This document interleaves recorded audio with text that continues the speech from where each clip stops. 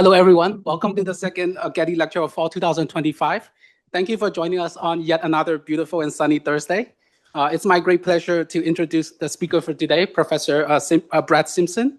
Professor Simpson is Professor of History and Asian Studies at the University of Connecticut. He's the author of Economists with Guns, Authoritarian Development and U.S.-Indonesian Relations, 1960-1968. And his new book, published by Oxford University Press, is titled The First Right, Self-Determination and the Transformation of International Order, 1941 to 2000. It's available digitally now, and physical copies will be released in October 2025. We'll give you more information about where to get this book at the end of the lecture, so please make sure to get a copy. Currently, Professor Simpson is working on an international history of Indonesia's engagement with the politics of human rights and development during the Suharto era, 1966 to 1998. And the title of the talk for today is The Moderate Middle, the Suharto regime and Indonesia's engagement with the new International Economic Order, NIEO, 1968-1984. So please join me in giving a warm welcome to the speaker for today. Thank you. Is the mic working? Can people hear me in the back? Okay. So I want to start by saying how honored I am to be in the room with so many terrific scholars, including Ibu Audrey, who helped to inspire me to want to study U.S.-Indonesian relations more than 30 years ago when she and George wrote what is still the best book anyone's ever written about U.S.-Indonesian relations and one of the best histories of Indonesia more generally. I'm kind of embarrassed that this is probably the least critical thing I've ever said publicly about the Suharto regime. So please go back and read other things I've written where I assure you I'm a little bit more skeptical of the Suharto regime's sort of record.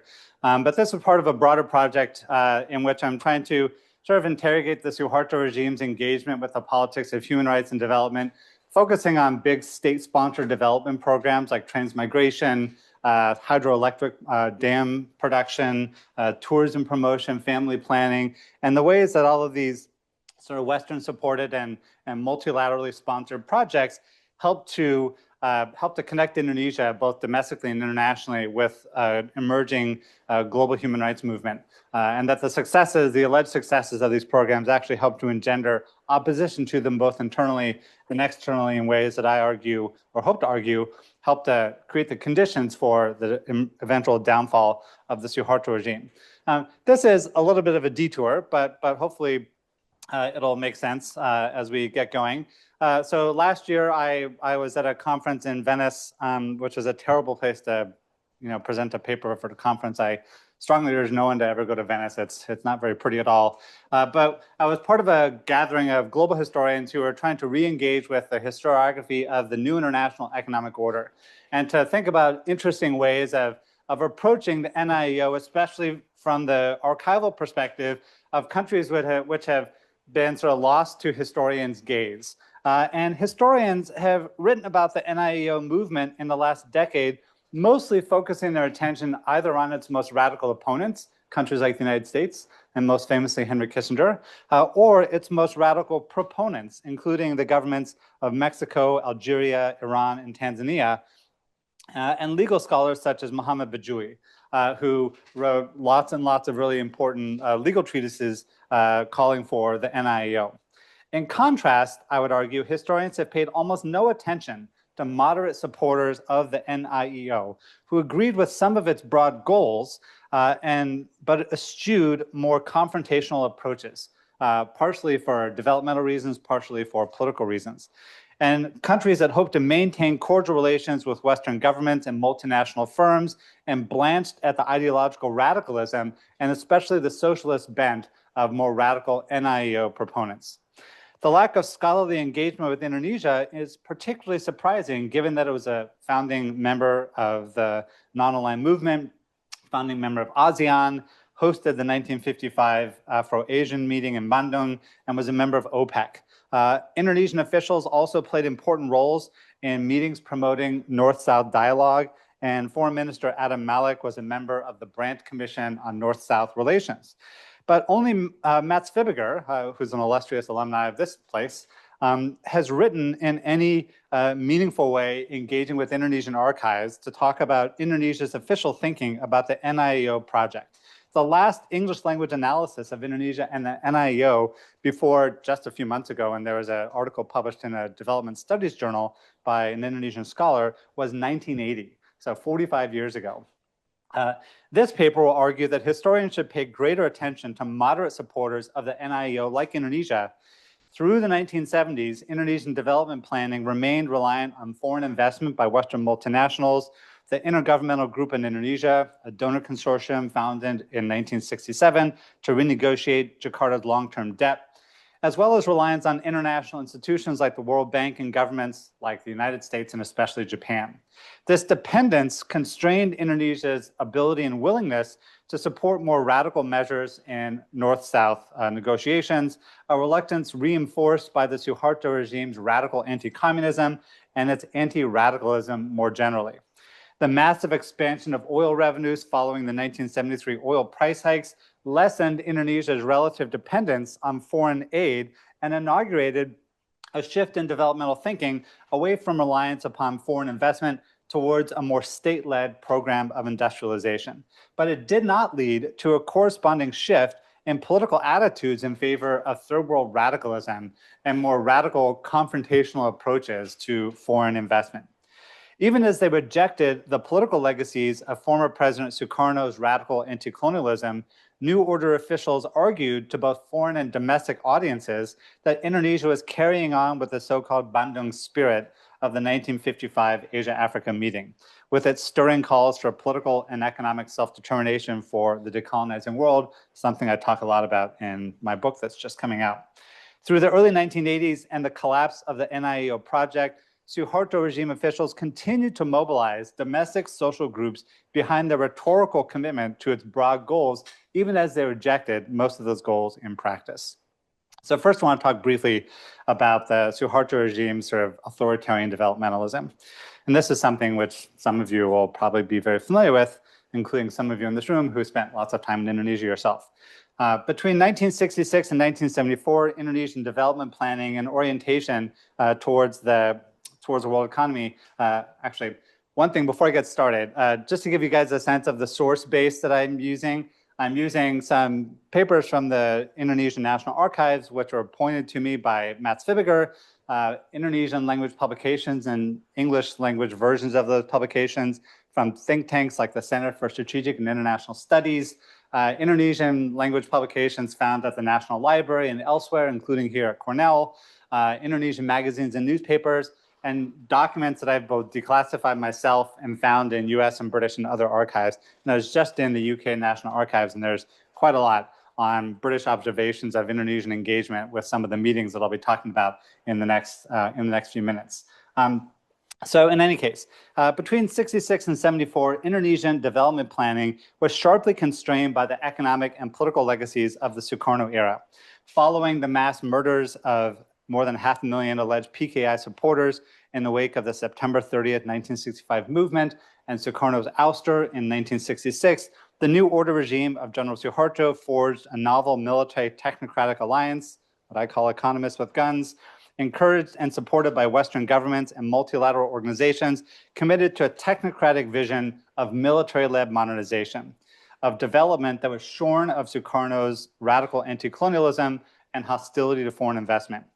As Suharto's primary political advisor, Lieutenant General Ali Murtopo, noted in 1973, the urgent demands of economic reconstruction and growth required Indonesia to accommodate itself to foreign investment and influences. So for nearly the first decade after they came to power, Suharto was very constrained from engaging in the kind of national industrial planning that he would have liked.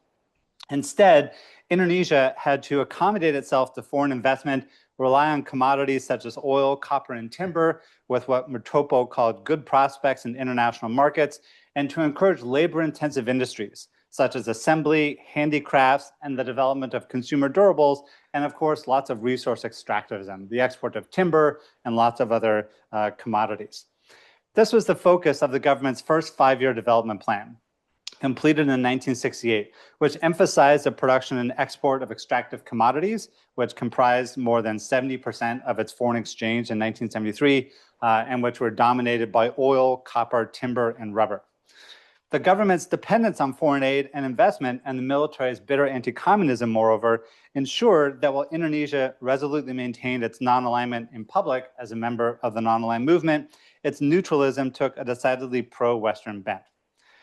In 1973, as the US began to withdraw from Southeast Asia following the Paris Peace Accords, the Suharto regime began to focus more on the Association of Southeast Asian Nations, or ASEAN, as a vehicle for regional economic and political integration, something Matz writes about a lot in his terrific recent book. But they acknowledged the constraining effects of their reliance on commodity production and their dependence on international capital and Western donors.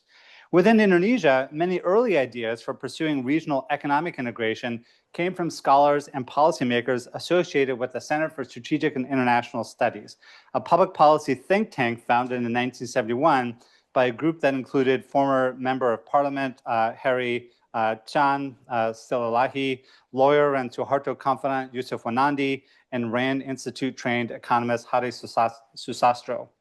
Writing in January of 1973, Trade Minister Sumitro noted that Southeast Asian countries like Indonesia, which relied on commodity exports, have, quote, common interests and share the same difficulties on international markets. Sumitro doubted the political viability of global efforts focused on the United Nations, on the Group of 77, and on UNCTAD, which he thought was too heterogeneous and had too many conflicting interests, both between and within nations, to, as he put it, to build a strong platform which would bind the third world countries into a single front capable of facing the giant economic groups now dominating the world. Instead, he called for regional initiatives, urging ASEAN members to formulate common approaches to the European Economic Community, to the creation of a common ASEAN market, something Indonesia has been working on mostly ever since, as well as selective market liberalization in fields of trade, gradually leading to the long-term objective of a free trade area within ASEAN, within which ASEAN member states could protect infant industries and achieve regional economies of scale that would allow them to compete in international markets, especially in areas like chemicals, light machinery, and fertilizers, where Indonesia and other ASEAN members were still very sort of small producers in international terms. Now, Sumitro's argument was consistent with the views of UN Developmental Program officials, which between 1970 and 1972 conducted a survey of ASEAN economic development prospects.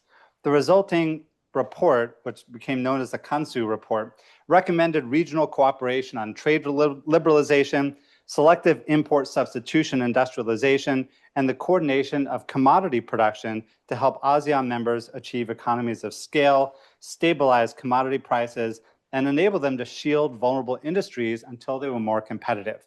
And ASEAN ratified these recommendations in May 1974, right before the sort of UN 6th special session in which the NIEO demands were first announced. Multinational corporations would have an important role to play in this process, as what one economist, Yusuf Panglekim, called partners for progress. Like Sumitro, Panglekim saw ASEAN member states as moderating forces at the United Nations, in the G77, and in international economic debates because of their conservative anti-communist governments and closer relations with the governments of the United States and Japan.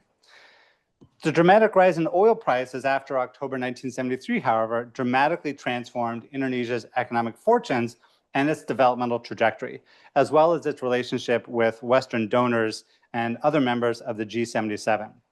Up until that point, the balance of political power within the regime had rested with Western-oriented and trained technocrats who had wanted to pursue economic development policies relying more on multilateral,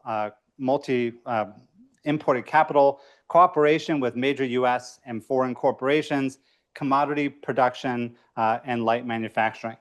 In 1970, commodities constituted 70% of Indonesia's total exports and about 30% of its total gross national product. Indonesia's foreign exchange earnings from oil tripled in just 1 year, from $1.7 billion in 1973 to more than $5 billion a year later. And oil revenues nearly tripled as well. to nearly 50% of total government revenue. And in the wake of this, Western governments and multilateral organizations began reducing economic assistance to Jakarta, lessening the regime's dependence on foreign aid to just 15% of government revenue by 1975, but ironically increasing its policy autonomy. The oil prices coincided with the visit of Japanese Prime Minister Tanaka to Jakarta in 1974, and with popular protests, which pointed to deep dissatisfaction with New Order economic policy, the dominance of foreign governments and firms, corruption, repression of students, and growing economic inequality. In the wake of what became known as the Malari riots, Indonesian officials began displaying greater nationalism and economic policy. The Suharto regime's second five-year plan shifted away from reliance on commodity exports in favor of more heavy manufacturing. And this shift reflected the growing influence of more nationalist politicians like Ali Murtopo, who at the very moment was planning the invasion of East Timor, as well as technocrats and economists associated with CSIS and the national oil company Pertamina. Pertamina at the time was serving as an important source of both official and off-budget financing of developmental projects, as well as outright corruption, and their officials sought to increase the indigenization of production and refining capacity, although not to confiscate or nationalize oil, as other countries were moving to do. The economist Daud Joseph argued that Indonesia needed to shift away from reliance on labor-intensive industry and commodities exports that marked the first five-year plan, and which made it dependent on fluctuating commodity prices. Instead, he argued that Indonesia should move towards an industrial strategy which would enhance national security and realize what he called national resilience, or what Suharto called national resilience, via independence in the production of basic goods in coordination with other ASEAN states. And so this is like the broad context in which we get to 1974, when the Algerian foreign minister and others began to demand, after years of frustrating negotiations with global North countries, the creation of a new international economic order. On the eve of the UN's sixth special session, the Suharto regime sought, as Matt has said in his recent book, to derive as much credit as possible from the oil shocks and to maintain the third worldist credentials, which served as a legitimating role in Indonesian domestic politics. But Suharto regime officials made clear that their overwhelming priority, internationally at least, was to maintain high oil prices. A report from the Indonesian intelligence agency Kahin insisted that development of proper and proportionate terms of trade commensurate with the needs of developing countries must be continuously pursued, but within limits that don't endanger trends in oil prices. At the sixth special session, as it unfolded in April of 1974, with its stirring calls for a radical restructuring of global economic order, Indonesian Foreign Minister Adam Malik struck a muted tone. Malik endorsed Algerian President Boumedienne's calls for a new international economic order, in particular, the stabilization of commodity prices and preferential access to the markets of advanced industrial countries. But Malik spent most of his address trying to defend the Suharto regime's increase in oil prices.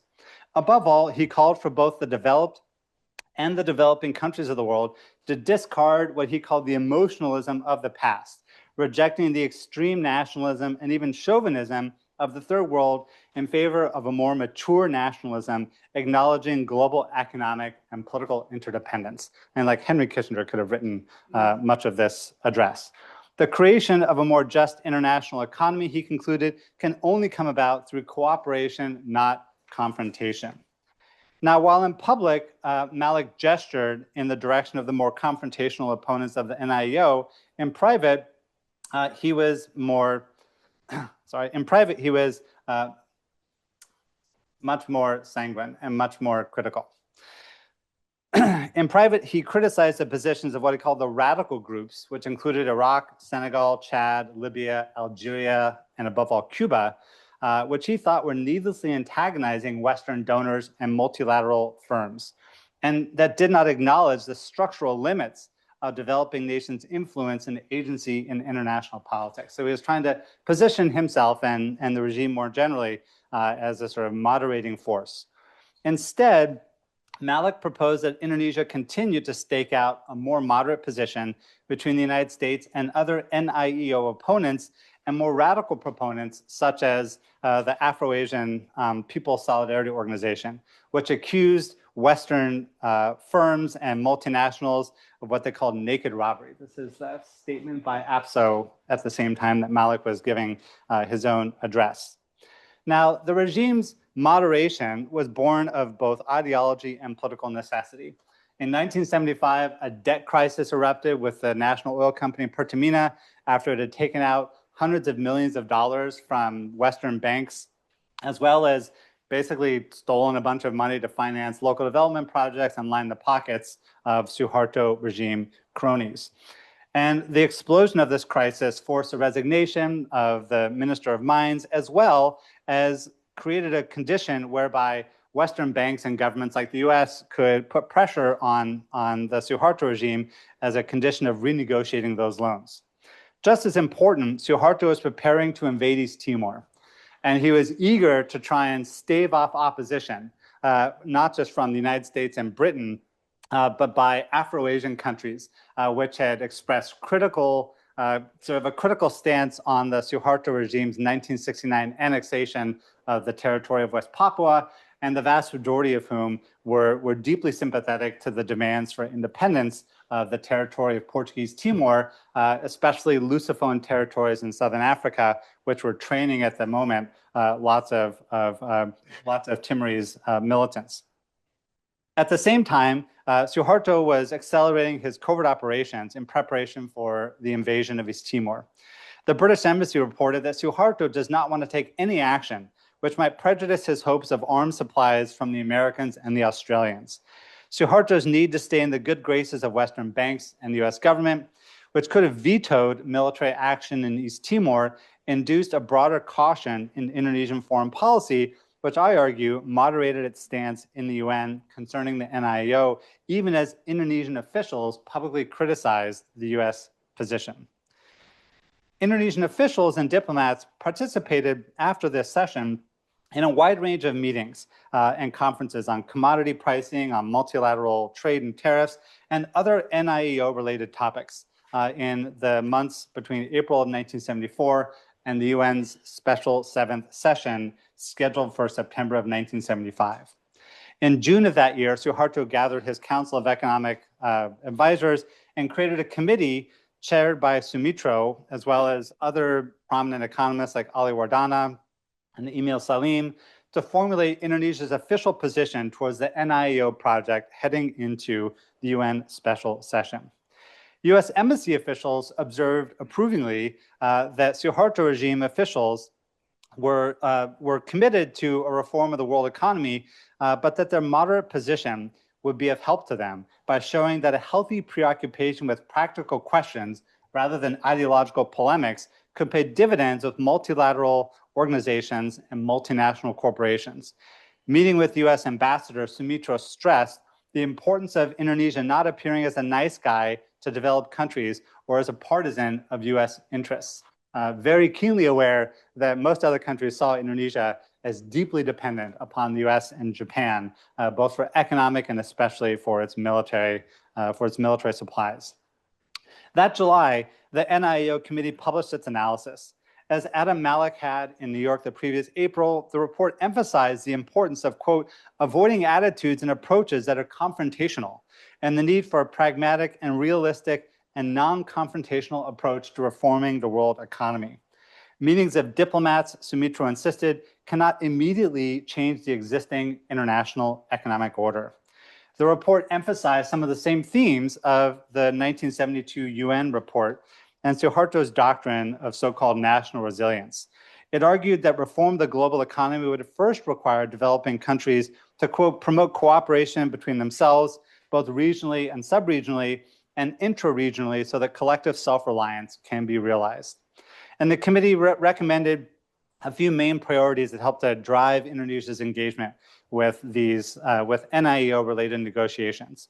The first was an integrated approach to the stabilization of commodity prices, including agreements, producer associations, and lots of sort of very technocratic proposals for trying to stabilize the prices of commodities being exported by developing countries, increased economic and financial assistance by donor countries and the World Bank and the IMF, the promotion of greater industrialization, including preferential trade access, which would allow countries like Indonesia to shelter infant industries until they could compete on world markets.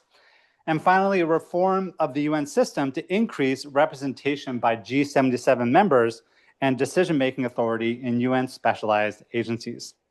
In achieving these goals, Indonesia hoped to sort of thread the needle between OECD countries, which generally oppose the NIEO, but provided Indonesia's economic assistance, and more radical third worldist and socialist states whose approval it needed in its plans to invade East Timor and to continue to play a leading role in the non-aligned movement. This was the sort of the balance that Suharto was trying to strike, supporting Western countries behind closed doors and more radical countries sort of in public, even though he opposed nationalization, commodity cartels, and other more confrontational policies. Indonesia had a special role to play, Suharto regime officials thought, not just because of its size and wealth of natural resources, but because of its historic leadership role among developing countries. The report that I show an excerpt of here noted Eastern Bloc support for the NIEO, but criticized their structural analysis of the world economy and of the, quote, poverty and destitution in this world that are the results of systems of exploitation, colonialism, neocolonialism, and immorality of Western industrialized countries. For those of you who study Indonesian history, this language is very clearly sort of familiar to Sukarno's old emphasis on neocolonialism, and colonialism and imperialism as the enemy of the Indonesian people. And so Suharto regime officials were deeply opposed to structuralist analyses of the world economy that echoed Sukarno's assessment of Indonesia's exploitation by the forces of neocolonialism and imperialism. This rejection of dependency theory, as articulated by people like Raul Prebisch and Samir Amin, reflected more than just political moderation and anti-communism, but also the continued widespread acceptance inside Indonesia of modernization theory rather than dependency theory or sort of structural analysis as the proper analytical framework for apprehending Indonesian development. Accordingly, Indonesian officials and analysts continued to stress that reform of the world economy would not ameliorate poverty in developing countries without addressing what they called the socio-cultural obstacles within them. This commitment lay at the heart of the Suharto regime's conception of accelerated modernization and the depoliticization of the Indonesian population in service of the overriding goals of economic development.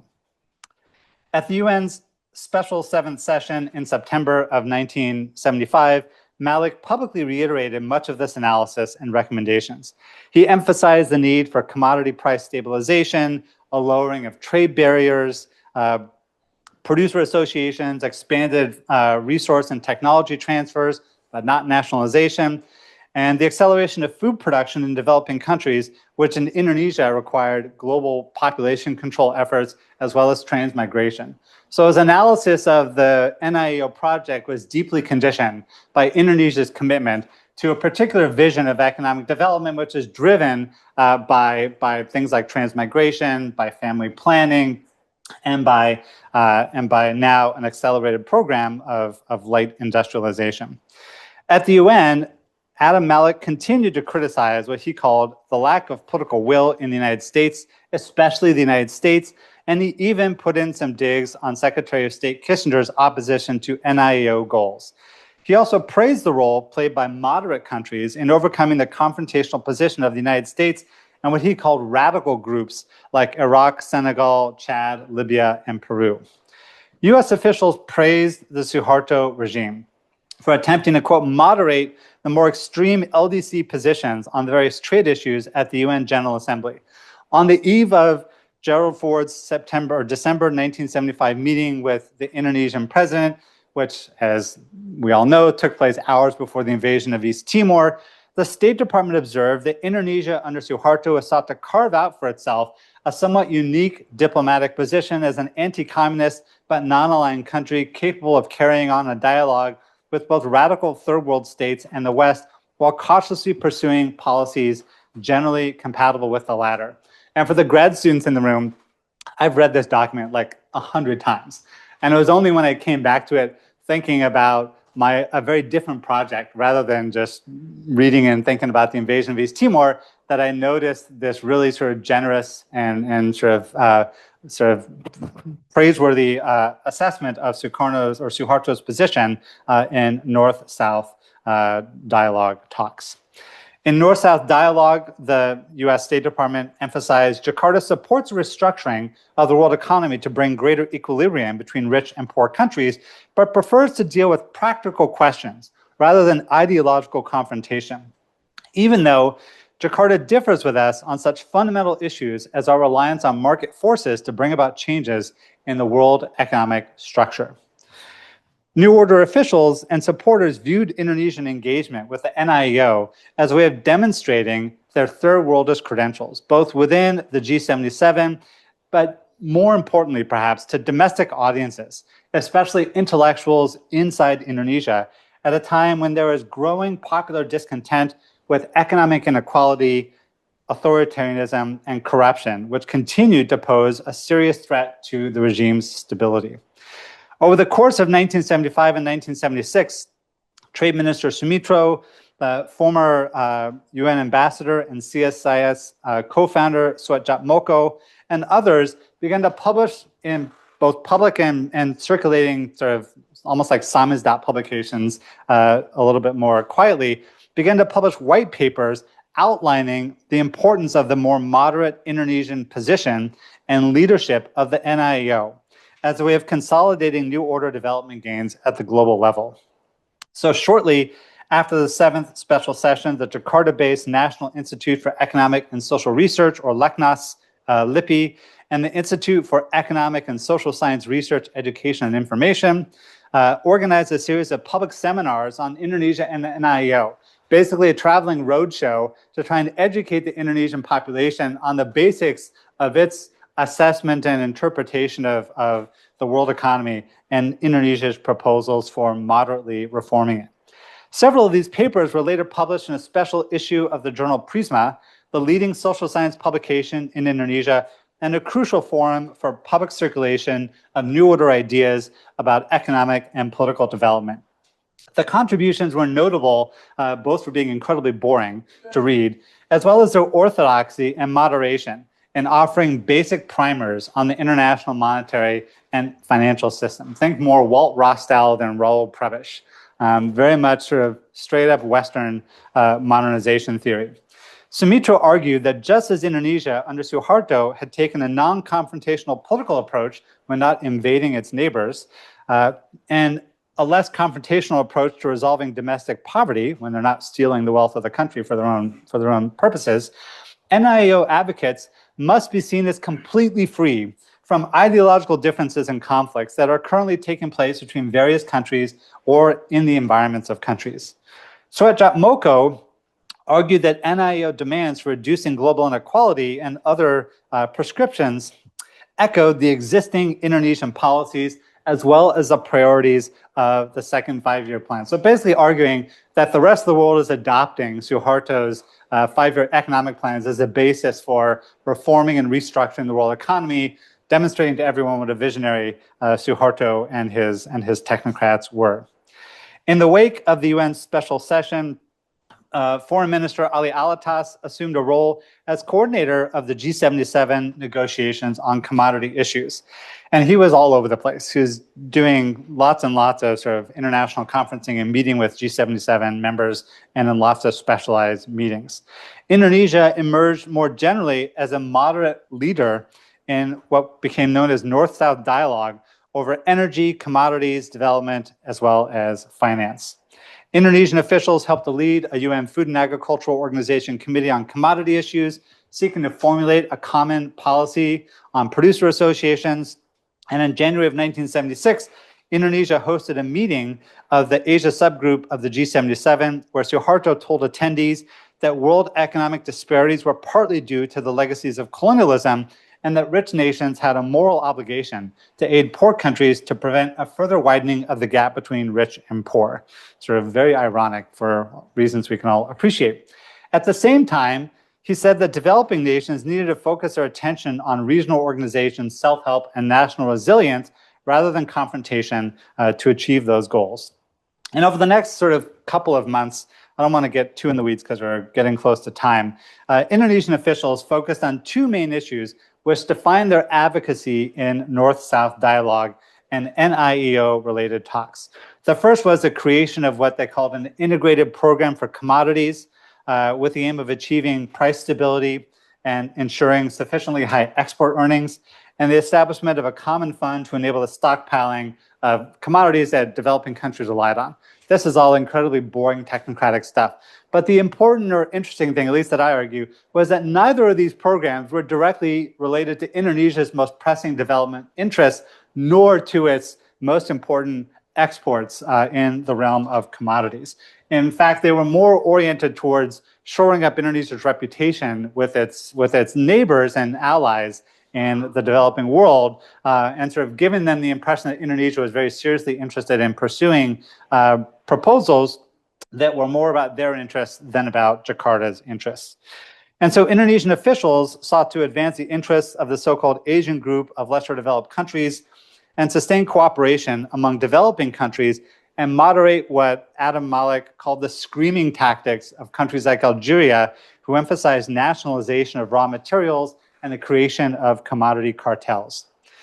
At the UNCTAD meeting in Nairobi, Kenya in May of 1976, for example, Malik sought to gain acceptance of the integrated program for commodities and the common fund for the financing of international commodity stocks as what he called the most appropriate and timely response towards solving the basic problems in the field of commodities. Malik and other Indonesian officials were publicly critical of US policy at the time, and Kissinger's proposals for alternatives to the things that they were calling for.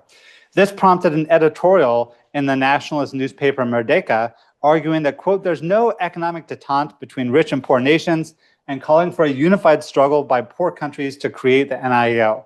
So domestically, there is burgeoning criticism of Suharto and his officials in their moderate advocacy within global multilateral talks, as well as their seeming alliance with US officials on many of these issues. Privately, when meeting with US officials, Indonesian officials such as Minister of Planning and National Economy Wijojo confided that they understood the US position, but that, quote, there's the necessity of credibility among the G77, which will often require Indonesia to take the opposite position. And so Indonesian officials tried to sort of thread this line between publicly criticizing the US, privately endorsing many US goals, and trash talking the leaders of the NIEO movement, and telling the Indonesian population that they were deeply committed to the goals of the NIEO, even though they were pursuing this in a more sort of moderate fashion. And so over the course of the next 3 years, and I want to start wrapping up, Indonesian officials began to express frustration that the results achieved by their participation in global talks are minimal. Indonesia's strategy had been to support goals modest enough to garner the support of wealthy Western nations, yet substantive enough to keep together a fractious and unwieldy coalition of developing states. But developing countries are not willing to make any commitments at this time, no matter how small. And so Indonesian officials were expressing frustration that regardless of how much they bent over backwards to accommodate the US and Western investors, that they were basically getting nothing in return for this in ways that damaged their credibility, not just with other developing countries, but also with their own domestic critics, basically leaving them feeling like they were sort of kissing and shining Kissinger's shoes for very little in return.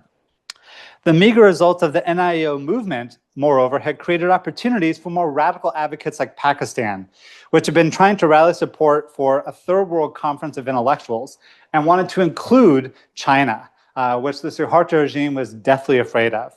And that they feared would embrace a more confrontational approach to and a more radical analysis of North-South economic relations. Now remember, Indonesia had severed relations with China. They considered China its chief adversary at the end of the Vietnam War. So they were deeply worried about the prospects that China would be invited to and sort of make a bid to replace Indonesia as the most important sort of Asian representative in North-South dialogue talks. Despite these disappointing results, New Order officials continued with their commitment to what I would call middle-of-the-road NIEO-ism. In January of 1977, World Bank President Robert McNamara proposed the creation of what became known as the Brandt Commission, chaired by former East German Chancellor Willy Brandt, an independent commission of, or West German Chancellor Willy Brandt, an independent commission of politicians and economists to make recommendations for reform of global governance. Brandt agreed to chair the commission, and the Suharto regime embraced this sort of moderate approach to North-South dialogue. And they appointed Adam Malik as a member, and he played a leading role in Brandt Commission discussions.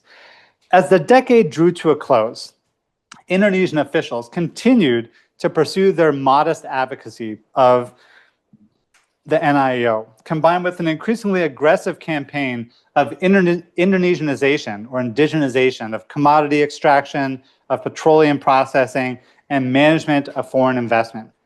Its continued advocacy continued to reflect both international and domestic concerns. On the eve of his election in 1978 to a third term as president, he faced a wave of protests by students, workers, and Islamic organizations over corruption by his family and the armed forces, by stagnating agricultural production, underemployment, continued income inequality, and the slow progress of economic development. And so Suharto continued to make public gestures to try and alleviate these concerns, even while continuing with the same policies. So the third five-year development plan called for increasing food production and expanding labor-intensive and export-oriented manufacturing. But Indonesian officials sought to reassure Western governments that whatever they said publicly, in private, they were still receptive to foreign investment and Western influence. But policymakers' frustrations with the limited gains of a half-decade of negotiations led to more strident analysis of the obstacles facing developing countries, if not greater radicalism in the solutions being demanded. At a preparatory meeting of ASEAN ministers for an UNCTAD meeting, Minister of Planning Wijojo gave a fiery speech denouncing the unwillingness of countries like the United States and Japan to make greater concessions on NIEO demands. Ali Alatas told U.S. officials that Wijojo is, quote, aware of the concessions that the U.S. and other Western countries have made, but felt he had to make those kinds of comments to keep the G77 intact and to prevent more radical elements from going off on a tangent. ASEAN, as he viewed it, was trying to play a moderate, constructive role in order to strengthen its hand against the hardliners, and especially China. A 1979 special issue of the CSIS publication Analisa suggests the changed perspective. It argued in the language of world systems theory, I don't have it here. It argued in the language of world systems theory that economic dependence was rooted in the basic institutions of the international system, which are largely created by industrialized countries, at a time when the voices of the world's poor are not heard in international forums. This analysis was not invoked as a demand, however, but as a warning. The unwillingness of northern countries to acknowledge the legitimacy of global South demands for the NIEO and to rectify the structural problems of the world economy was increasing the appeal of socialist ideas. And this was Suharto's biggest fear, was increasing the appeal of socialist ideas about global economic reform and making it harder to defend the market-based economies which Indonesian officials believed were the path to economic progress. And we know what happened with the NIEO sort of over the next few years. Talks began to slow, especially after dramatic hikes in oil prices in 1979. And Indonesian officials who had been hopeful for the finalization of agreements on the common fund and commodities and the like began to express increasing bitterness. Many Indonesian newspapers viewed UNCTAD talks and the NIEO negotiations more generally as a sign of the futility of attempting to negotiate with the developed countries and the Suharto's failed diplomatic approach. Even the Golkar-affiliated paper Suara Karya, while bitterly criticizing communist and socialist states, and admitted that from the viewpoint of the strategic objectives of the G77, the conference has achieved no progress. The Suharto regime, however, continued to encourage its citizens, as well as other countries, to believe that they were firm advocates of the NIEO. So in 1980, they organized an Asian African youth seminar on the revival of the Bandung spirit and on the establishment of an NIEO. And regime officials continued to tell domestic audiences that these were the country's priorities. But the oil price hikes of 1979 took much of the steam out of whatever lingering momentum NIEO advocates enjoyed.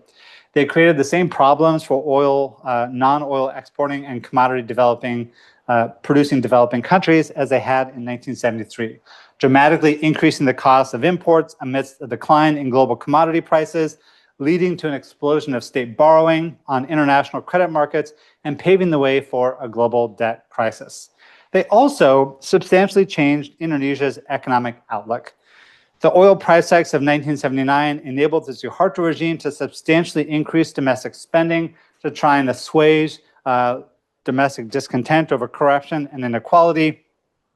And just as importantly, the 1979 Iranian Revolution and the revival of student and intellectual opposition to the new order had reoriented the Suharto regime's perception of the chief threats to its rule, no longer China, but Islam and its own population.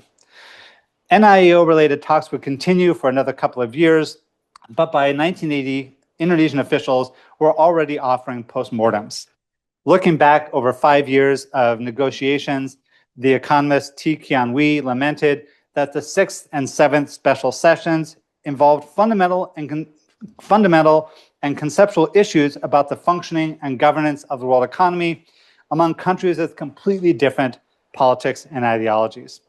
It was not surprising that these talks over basic structures were unable to achieve their concrete results, but more promising, Key suggested, were the long negotiations that Indonesia had participated in.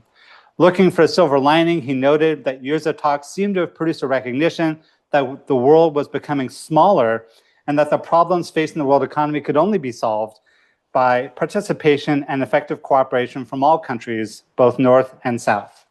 2 years later, with a global economic recession underway and commodity prices in free fall, even this modest optimism was gone. And CSIS noted with bitterness in this article, among many others, written in 1982, of the disappointing results of 8 years of Global South advocacy on international economic issues. So, in conclusion, I'm not a partisan in any way of Suharto's or a diplomatic stance. What I am interested in is explaining how this bitterly anti-communist regime, one of the most corrupt governments in the world, which was waging a genocidal assault on East Timor, was nevertheless attempting to sort of straddle this divide between its radical sort of third worldist allies in global economic talks and the countries and sort of economic actors on whom it depended for economic, military, and technical assistance. I've tried to sketch an outline of Indonesia's stance on the NIEO and more narrowly on commodity-related questions where Indonesian officials expended most of their diplomatic and political energy. I argue that Indonesia attempted to chart a middle path of moderate advocacy for the NIEO, which was sincere and attempted to accommodate the interests of both wealthy industrialized states upon whom it depended for economic and military assistance, on the multinational corporations that it depended upon for capital, as well as developing state members of the G77, most of whom advocated far more radical positions than the Suharto regime. Its cautious approach to the NIEO stemmed from a range of concerns. First and foremost was its ideological anti-communism and its commitment to authoritarian politics domestically and regionally. Its goal was to dissolve ideological and social conflict in a national commitment to economic development, and this shaped its foreign policy as well. The memories of the Sukarno era were still fresh in the minds of New Order officials, along with the radical anti-colonial policies which they thought had produced economic collapse, capital flight, and the near victory of communism. Even as national oil revenues surged, the Suharto regime was committed to maintaining cordial ties with Western governments, institutions, banks, and firms that provided aid, loans, direct investment, and funding for development projects like transmigration and family planning. These were the building blocks of their future economic plans. And Indonesian officials recognized that both the Ford and Carter administration viewed it as a force for moderation in the UN and within the G77. And this gave it tremendous leverage for all sorts of purposes, to get approval for invading East Timor, to get approval for its corruption, or at least tolerance of its corruption, and lots of other unsavory features of the regime, which it might otherwise have faced much more criticism from. At the same time, New Order officials and intellectuals were asserting Indonesian leadership, both regionally and among developing states more generally, arguing that their conservative ideology and developmental experience provided a model for other countries to follow. This was not a heavy lift in Southeast Asia, which had lots of authoritarian anti-communist regimes in the late 70s, and which engaged in commodity production and extraction that was compatible with Indonesian interests. Moreover, these regional and trade policies with the US, Japan, and Europe, and after 1975 towards communist China and governments in Laos, Cambodia, and Vietnam were likewise shared by other Southeast Asian countries. It was a harder sell elsewhere, where more radical anti-colonial and post-colonial regimes and movements could lay greater claim to being the ideological heirs of Bandung and non-alignment and third worldism. While many Indonesian officials embraced elements of the radical analysis of the NIEO, most believed that Indonesia's needs were better served by modest reform than by confrontation with the West, a point they repeatedly stressed in internal analyses and in conversations with the US and other Western officials. But publicly, Indonesian officials took a harder stance, and for frankly political purposes, to convince both domestic and foreign audiences of their third worldist credentials. This is particularly important domestically to deflect criticism of the New Order's world historic levels of corruption, the persistence of deep poverty and widening income inequality, and its seeming deference to Western governments and foreign investors. This analysis, I would argue, suggests a few conclusions. First, Indonesian engagement with the NIEO is always partial, and it was conditioned by its status as an oil-producing state and an OPEC member with a large population. Suharto regime officials always saw achievement of the broad goals of the NIEO as subordinate to the priority of maintaining high oil prices and achieving its domestic economic goals. Indonesia's assertion of a leadership role on commodity talks within North-South forums were second-order diplomatic concerns. Indonesian officials never believed that NIEO-related talks would lead to a basic restructuring of the world economy, and they worried that the radicalism of other states, especially China, would needlessly alienate Western governments and firms. They thus viewed their engagement with the NIEO as a conscious attempt to moderate the politics of third worldism to enable the achievement of the much more modest goals that they actually believe possible. And I would like to sort of think about this in a broader context, in which they're also pursuing lots of policies which were deeply unpopular in Afro-Asian circles, especially the brutal occupation of East Timor and the resurgence of separatist movements in Aceh and West Papua and elsewhere, which required the Suharto regime to accommodate both its sort of Western sponsors as well as more radical countries in the hopes of threading this really narrow diplomatic passage. Sorry for all the technological and technical sort of weedy talk, but I'll leave it there. And thank you all for listening so patiently, and I'm happy to take questions.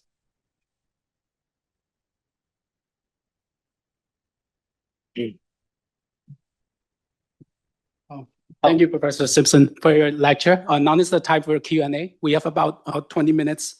And so if you can raise your hand and briefly introduce yourself if you wish to. Thank you.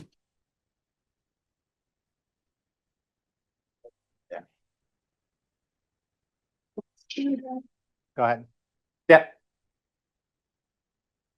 Yes. Maria. I feel like you really pointed us to how this is a gap in Indonesian history, but I was curious in terms of the political science and history accounts that are being told now about NIEO and the non-aligned movements. how much recognition is there, do you think, of the role of this like very kind of like unsexy role, I think, because it can be something where people want to create these like sort of alluring accounts and like go back sort of non-teleologically and think about like what seemed possible at that point. But country that is really beholden to both Western capital and government, as well as their own ambitions for genocide and corruption. Yeah, I think that, and this is going to sound overly critical, because I share the political commitments of many people who want to laud the radical energy and the idealism of NIEO proposals in the 1970s. But those countries were actually a minority, even within the group of 77. And countries like Indonesia and Iran were actually, which were, authoritarian, anti-communist, sort of not at all committed to radical third worldist projects and deeply skeptical of radicalism because they had overthrown radical governments and were trying to suppress radicalism inside their own countries, that these are much more representative of the countries that were engaged in North-South talks, and that it wasn't just Indonesia, but other countries in the so-called Global South, which are attempting to moderate their more radical sort of brethren and neighbors for both domestic and sort of diplomatic purposes. And I think that we can see from the case of Indonesia that encouraging Indonesians to believe that the Suharto regime was actually committed to a radical restructuring of the world economy begged the question why they weren't equally committed to a radical restructuring of the Indonesian economy, which by all accounts was achieving broad growth according to some measures, but was concentrating most of that growth in world historic levels of corruption and in galloping economic inequality. And so to the extent that Indonesian officials were trying to endorse these prescriptions and analyses of the world economy that emphasize the exploitation of poorer countries by the Western powers, by multinational firms, Indonesians could rightly point to places like West Papua or Northern Sumatra and plenty of other places where Western firms were raising the forests, for the export of timber and the like, and ask, why is this sort of going on here if you're making these same sort of criticisms overseas? And so I think that we need to account for both the sort of moment in which more radical NIEO advocates sort of viewed structural reform as possible, and also recognize that some of the staunchest opponents were not just Western countries like the US and Germany and Britain, but also many sort of large developing states like Iran and Indonesia as well, who had their own independent reasons for opposing these radical reforms, in part because they were doing quite well, at least in their understanding, or at least in their analysis, by playing the game of courting Western investment, which they could use to steal rents, for corrupt purposes and the like. And they viewed these radical proposals as something that would help to revive radical forces at home. And we can see this now in Indonesia with the protests going on, like Prabowo and everyone, they were like putting up signs again, warning everyone about latent communism and saying that the PKI is coming back for like the 17th time in the last 30 or 40 years. Every time students protest corruption, inequality, and whatnot, Indonesian officials, they dig up the sort of desiccated corpse of communism and sort of flog the dead horse and sort of warn everyone that this is going to happen again. And I think that we can see that this was a real danger, as Indonesian officials saw it, that they had to try and placate domestic critics as well as to placate their foreign allies and sponsors to make sure that they could try and achieve goals that were in many ways sort of incompatible with each other. Other questions? Could also ask questions about other research which is much more critical to Suharto. Eric? Much, Brad. It's a really interesting talk, and I was thinking about some of the things we discussed last night over beers too in the context of this. You mentioned West Papua, you mentioned East Timor, and you mentioned Aceh and self-determination and GAM, but I was wondering a little bit if you could say how confrontasi fits into this overall story as well, because that is something that didn't really come up last night, didn't come up in the talk today, but somehow I would think might be part of the architecture of some of the things that you're thinking about? You mean the confrontation with Britain over the formation of Malaysia? I don't think for the purposes necessarily of this talk, sort of confrontasi is so important.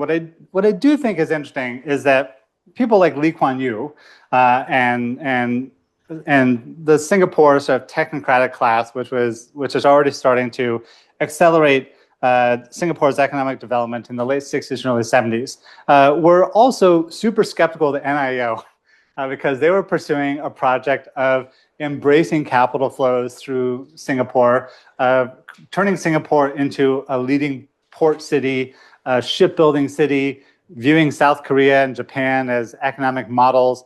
There are plenty of countries in the region and globally that were willing and ready to bestride the circuits of global capital and to find ways of becoming quite prosperous.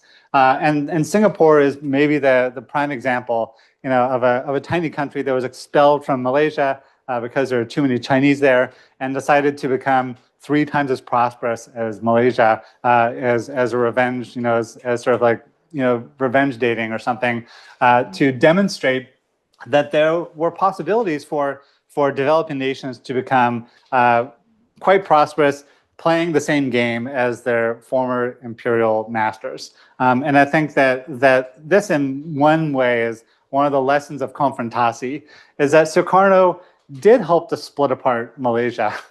He did help to stoke the fears among Malaysian officials that Chinese radicalism among Malaysia's sort of Malay Chinese population might have political consequences. They just didn't realize that the political consequences would be that the largely Chinese population that they expelled would end up much, much wealthier and more prosperous than they were. I think that's the real long-term lesson, but I think that there are other lessons that maybe other people would draw. Yeah. Up on that, I was interested at some point earlier, you were talking a bit about intra-Asian sort of collaboration efforts in this sort of kind of having this sort of similar two sides of themselves, and I'm just wondering how else that was going within ASEAN. Matt Svibiger is the person who has written best about this, and he argues that that Suharto basically tried to argue that Indonesia's sort of doctrine of national resilience and its model of authoritarian governance was one that other countries should follow. He makes an argument that I somewhat agree with, but have some criticism of, that other governments in the region, especially Marcos in the Philippines, really did model their authoritarian politics on the new order. But I think more broadly, these were all regimes, and Marcos was definitely among them, that were deeply dependent upon Western aid and investment, that were bitterly anti-communist, facing internal insurgencies, trying to grapple with criticism and opposition from students, from intellectuals and others over their corruption, their authoritarianism, their brutality. And likewise, Marcos was an Indonesian ally in international economic talks. And even though Suharto and Marcos had tense relations at times over Mindanao and some other sort of thorny aspects of their relationship, they were agreed and shared criticism of more radical advocates of the NIEO. And so it wasn't just Indonesia. There were other countries within ASEAN that were likewise critical of the radical politics of third worldism because they were also afraid of China. And they also wanted to be able to use the end of the Vietnam War as leverage for extorting more military and economic assistance from Washington, and continuing to portray themselves as a sort of moderate middle that's trying to stave off Chinese and Vietnamese dominance of Southeast Asia after 1975 was one way of doing that was both consistent with their diplomatic interests vis-a-vis the West, but also consistent with their own deep commitment to a domestic politics of authoritarian anti-communism, which made them, I would suggest, sort of skeptical both at the level of analysis, but also at the level of prescription in terms of the more radical demands that advocates of the NIEO were making, and even the radical demands of OPEC members. Indonesia was the most moderate member of OPEC. It's the only country that didn't nationalize, the only OPEC member that didn't nationalize in the period, or even partially nationalize. And so U.S. officials viewed Indonesia as sort of its sort of ringer inside OPEC to try and moderate the policies at the OPEC meetings with regards to oil price hikes and the like. And here, Indonesia didn't do what the U.S. wanted. They gladly participated in the oil price hikes, and they, pretended to care about trying to get OPEC members to donate money to a fund to help countries that have been sort of laid to waste by the oil price hikes to partially pay for exports or imports of petroleum and other products. But really, the oil windfall sort of made the Suharto regime survive. I think there's a good case to be made that without the oil price hikes of 73 and 79, that the regime would have collapsed in the early 1970s under the weight of its own internal contradictions, or at least it would have moderated in very different ways. Having a massive slush fund of tens of billions of dollars, did induce a certain level of confidence that they could survive having most of their economic assistance from the U.S. cut off, and that they could survive the criticism that they were getting from the World Bank and others about the extraordinary levels of corruption and inequality, because they had just so much money that they didn't need to worry as much as they did before about getting their debts renegotiated by organizations like the IGGI, which by 1979, Indonesia's debt ratio was relatively low. They were not making such high payments compared to in the early 1970s, and they were much less susceptible to pressure from Western donors and international banks as they had been just a few years before. And I think that really changes the game for them, sort of in terms of their international diplomacy. Yes. Yeah. I'm Sugita, and I'm working on Japan-Indonesia relations. Oh, thank God. I've been waiting for so long for scholars to do this. It's about like the reaction in Indonesian society generally beyond what it's like spiritual time is partially what you discussed in terms of like nationalizing the emergence of nationalistic economic policy and the approach to federalism was like part of what those protesters in 74 required from Suharto, right? But also like in 78, there was also already resurgence of the protest. So how was that for the actual transition of those things from one like Indonesian like elite students like who are the center of the protest, but also like beyond that, like general like rakyat who were always there in protest, but like had very different ideas from those strategy. And I think like to think about this, it's what you discussed in terms of like educating Indonesians through those publications of interest.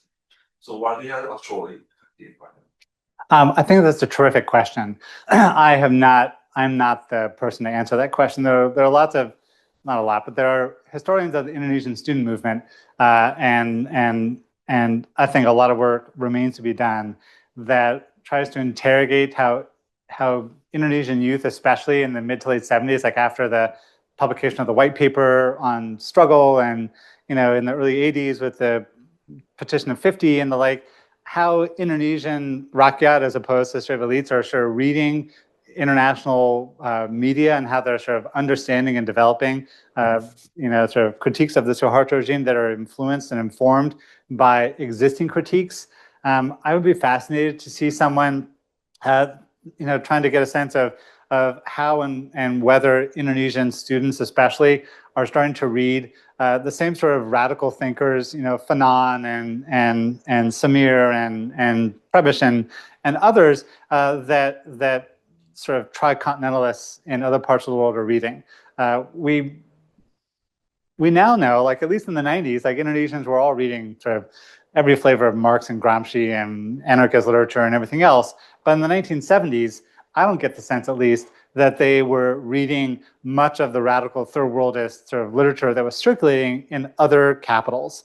And maybe this is just my own ignorance, but I'd be deeply interested to see sort of what some folks who have fluency in other languages, especially Japanese, and who could get a sense of the circulation of students and others to other capitals, whether they're studying, whether they're reading and engaging with other radical thinkers, and the degree to which they're bringing those ideas back and sort of applying them to the growing criticism of the regime, especially about 1977 and 1978, because those critiques are in circulation everywhere in the world among student radicals. And we know that Indonesian students are sort of gesturing at that, but I think that a lot more work could be done to try and do oral histories and to try and, get a sense of the physical literature that's circulating among Indonesian students in centers of education, like Jakarta and elsewhere, to see if they're actually sort of thinking about Indonesian corruption, Indonesian politics in ways that mimic or are at least familiar to other third worldish critiques which are circulating among radical students in other parts of the world. My hunch is probably, but I wouldn't sort of bet my life on it, because I think that there's lots of other stuff going on. Yeah. So you talked mainly about the 70s. I'd be curious to know a little bit. You mentioned that a lot of your sources were Indonesian materials, but also US and UK materials.